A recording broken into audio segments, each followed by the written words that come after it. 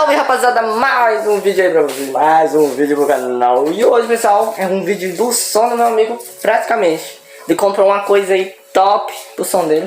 Que pena que eu não fiz ainda o meu, mas como eu fizer o meu, vocês vão ver também. O dele tá aqui ó pessoal, tá coberto, mas já vai mostrar. Em 1, 2, 3 e... E aí rapaziada, mais um vídeo aí pra vocês. Som tocando aí pra vocês. Simbora! Aí pessoal, toca CD, o módulo de quê? De 400. Módulo de 400. Só que ele ainda vai pintar essa caixa aqui, né? Pintar. Olha os graves. Ó, tia aí, só um pouquinho. Só.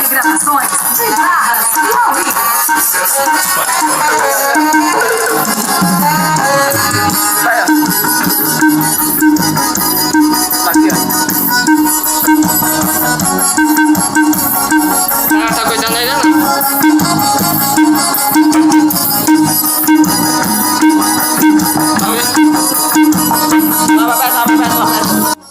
Rafael, explicando sobre o som, é um módulo de que a gente não ouviu direito. TS400 TS400 X4. Olha, negrada. Módulo de 400 watts. Ixi, é bom, viu? Ó, toca CDzinho. Amplificador, toca CD da OnSpeed. Olha aí. É porque não tá patrocinando o nosso... Não tá patrocinando o vídeo não, viu? Fone de 15. Olha, ó, fone de 15. Tweeter de 9 watts. E corneta de 15 watts.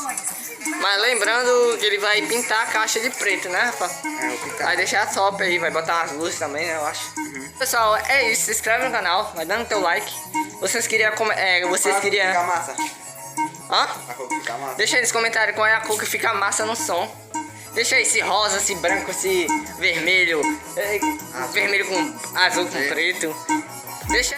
Então, foi pessoal. Fui.